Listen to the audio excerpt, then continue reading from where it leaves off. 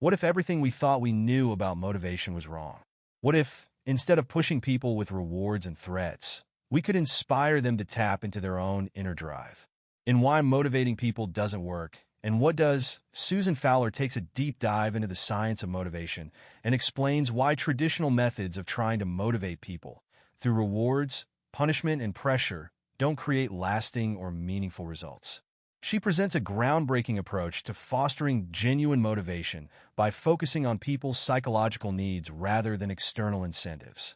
In this audiobook summary by AudiblePages, we'll uncover the author's core insights on what truly drives people and how leaders, managers, and even parents can inspire sustainable, self-driven motivation in others. By the end of this audiobook summary, you'll understand why external rewards fail in the long term and how you can cultivate a more profound, lasting motivation that empowers people to thrive. Part 1. The Problem with Traditional Motivation, Chapter 1. Why external motivation fails. The author begins by outlining why external motivation, the typical carrots and sticks approach, fails to produce lasting change. She explains that rewards, punishments, and pressure may work in the short term, but they create what she calls suboptimal motivation. People may comply temporarily, but they quickly revert to their old behaviors once the reward or threat is removed.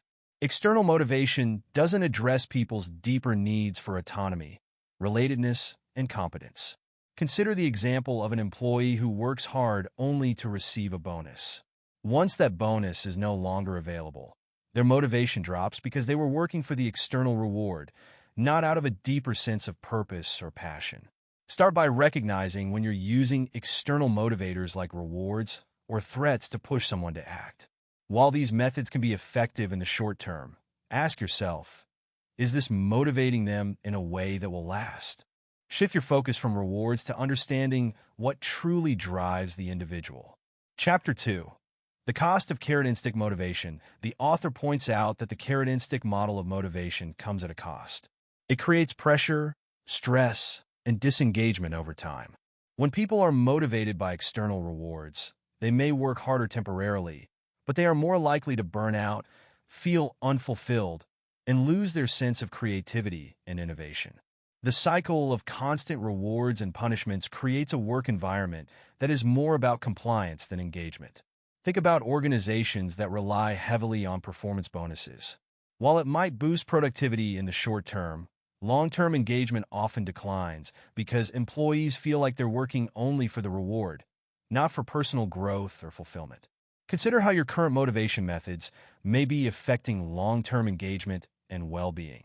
Instead of focusing on rewards and punishments, think about how you can foster a work environment that encourages intrinsic motivation, where people feel motivated by the work itself, not just the rewards. Part 2.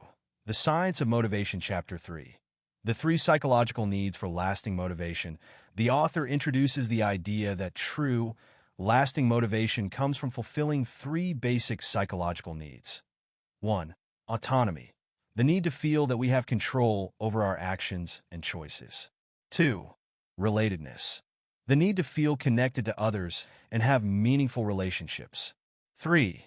Competence. The need to feel effective and capable in what we do. When these needs are met, people experience optimal motivation, a state where they are engaged, fulfilled, and driven from within. The author argues that it's not enough to simply motivate people through rewards. We need to create an environment that satisfies these deeper needs. Consider how much more engaged and motivated you feel when you have autonomy over your work, feel connected to your team, and believe that you're doing a good job. These psychological needs are the key to sustainable motivation. In your role as a leader, manager, or even a parent, focus on fostering autonomy, relatedness, and competence in the people you're trying to motivate. Give them more control over their work, build strong relationships, and help them develop their skills. Chapter 4. Autonomy. The freedom to choose. The author explains that autonomy is about having the freedom to make choices that align with our values and goals. When people feel like they have control over their decisions, they are more likely to be intrinsically motivated. However, autonomy doesn't mean letting people do whatever they want. It means giving them the freedom to make choices within a structure that supports their growth. Imagine a manager who constantly micromanages their team. Even if the team performs well in the short term, over time, their motivation will dwindle because they don't feel in control. By contrast, a manager who allows team members to make decisions and take ownership of their work will foster greater engagement and creativity. To foster autonomy, look for ways to give people more control over their tasks and decisions. Instead of telling them exactly how to do something, provide guidance and let them find their own path. This will help them feel more empowered and motivated. Chapter 5. Relatedness. The need for connection. The author explains that relatedness is the need to feel connected to others and have a sense of belonging. People are more motivated when they feel like their work is meaningful and contributes to something greater than themselves. Building strong, authentic relationships in the workplace helps people feel valued and understood. Consider how much more motivated you feel when you're part of a team that supports and values you. The author emphasizes that fostering relationships based on trust and respect is essential for creating a motivating environment. Focus on building strong connections within your team or organization. Make time for meaningful conversations, show empathy, and ensure that people feel heard and valued. When people feel connected to their team and their work, their motivation increases. Chapter 6. Competence. The desire to grow. The author explains that competence is the need to feel capable and effective in what we do. People are naturally motivated when they feel that they are growing, learning, and developing new skills.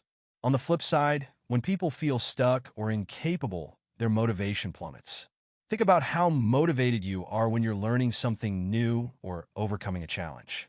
The author emphasizes that one of the best ways to motivate people is to help them build their competence by giving them opportunities to grow and stretch their abilities. Provide opportunities for people to develop their skills and challenge themselves. Offer constructive feedback, celebrate their progress, and give them the resources they need to succeed. When people feel competent, they are more likely to stay engaged and motivated. Part 3. Applying the new model of motivation. Chapter 7.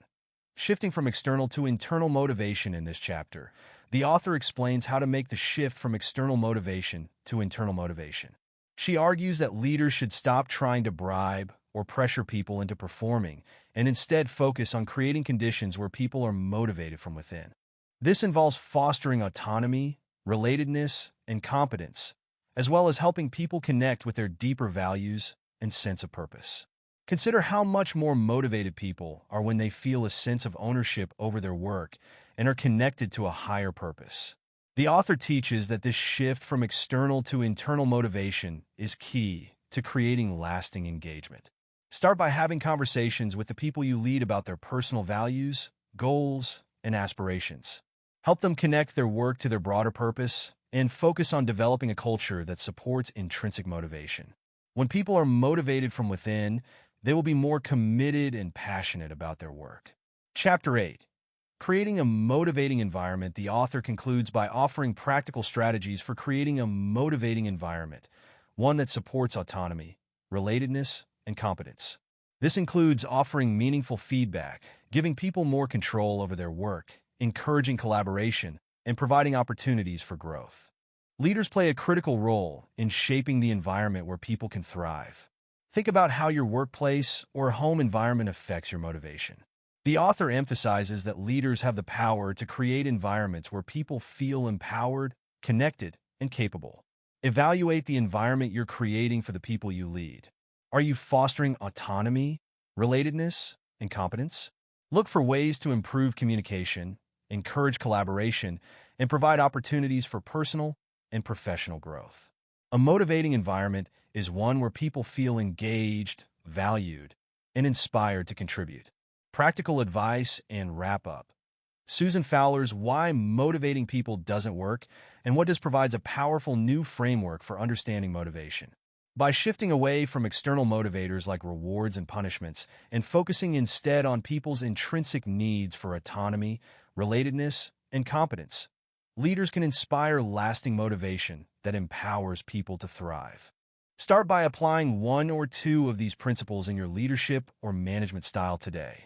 Whether it's giving people more autonomy, building stronger connections, or helping them develop their skills, these small changes will lead to greater engagement, creativity, and long-term success.